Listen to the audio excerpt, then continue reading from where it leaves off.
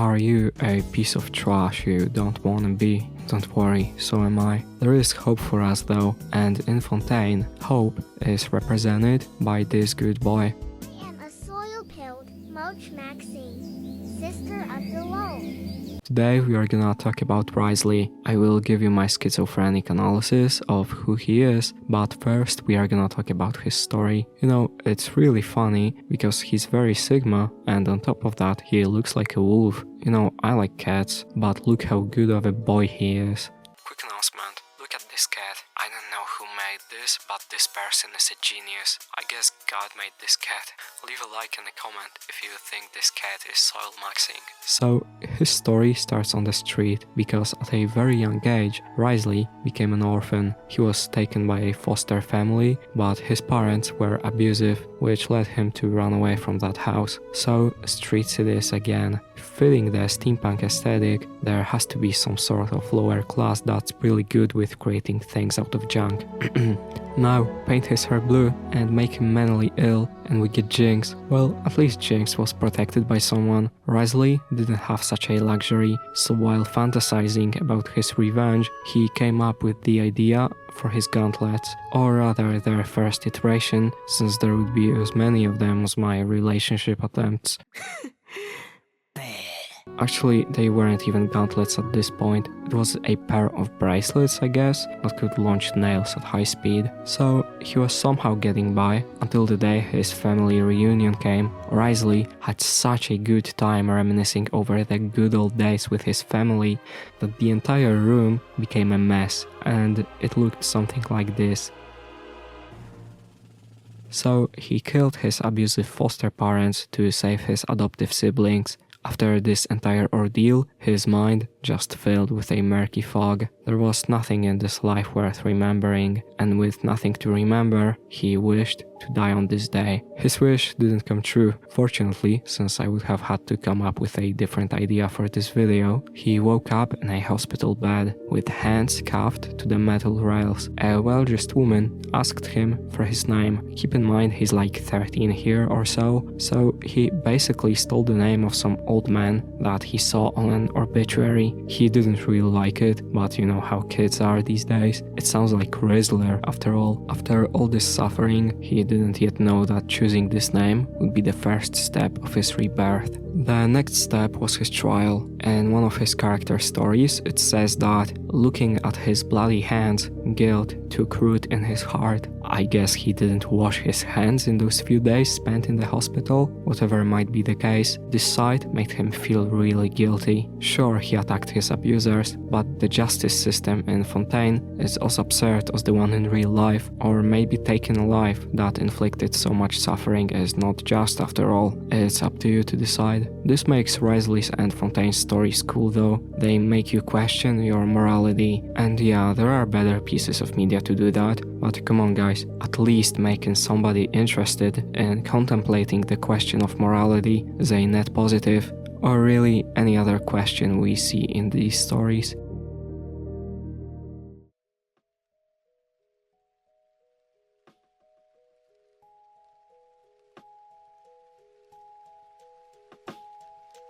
So this is really cool stuff right now. Per the video's theme, imagine you have two wolves inside of you. The white one is called deontological ethics, and the black one is called Aristotelian ethics. Deontological ethics places emphasis on the relationship between duty and morality. What does that mean though? Your duty here is to abide by the laws, no matter what you might think. Whether you're right or wrong is a question of whether you follow the rules and laws. Aristotelian ethics are more concerned with the outcome of your action, like is it a net positive or negative. That's because Aristotle emphasized that virtue is practical, and that the purpose of ethics is to become good, not merely to know and abide by some laws. According to this type of ethics, the right course of action depends on the details of the situation, rather than applying gambling law. So, for example, the possession of substances is illegal. If you were to possess such substances, according to the White Wolf, you are in the wrong, since there are some previously agreed upon rules called the law that you are breaking. But let's say you have a medical condition or you're addicted and get terrible withdrawal symptoms. You use it for personal use only. Now, Aristotle could argue that it's ethical to own these drugs. So, was Risley wrong to kill his foster parents? Whatever your answer may be, the ultimate result of the trial was about a decade under the sea. Before he was to depart, the gestionnaire in charge of recording his sentence asked him once again for his personal particulars. Your Ryothsley, then. Your birthday, please. Today. Holy shit, he's so edgy. I wish him all the kittens he can ever ask for. Kittens aside, he got something else. You probably have no idea how he got his vision. Well, the gods knew he was about to become the coolest, most badass emo werewolf, and just as the fortress official asked for the paper with his name and sentence on it, Risley also found something else in his pocket. It was a glass ball. A snowball, if you will, because, you know, his cryo. It's funny, right? So the official is in shock. Risley is already establishing his position as the alpha wolf. So what can go wrong here? Visions aren't really something you see every day. So vision thefts are pretty common in the fortress. Risley, using his diverse social network, heard about those thefts, and thanks to his charisma, he was able to hide the fact he was blessed. Even without the vision, he would have been damn well off. Do you remember how his gauntlet started off? Being in jail forced him to improve them even more. He was a fighter in the pancration ring. In other words, this takes place after this edgy boy watched Fight Club. Once you used a trick, this trick could be used against you next time. Risley knew that, so with each fight, his gauntlets would be changed ever so slightly. He made a shit ton of tickets on this that he later used to make even more, and so he became the richest man in the fortress of Meropide.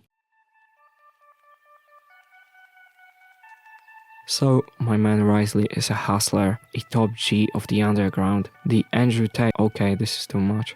But for real though, the Matrix came even after him. They straight up took his money away. How would you take anything away from him is a mystery to me, but alright. Oh, I just realized there must be a bank even in the fortress. This was the start of this administration's downfall though. You can never dominate an alpha. This allowed Risley to have the support of other inmates. He made them realize the same thing could happen to them, so the inmates were like, nah, we ain't playing this game. And from now on, they wouldn't protest anything he decided to do.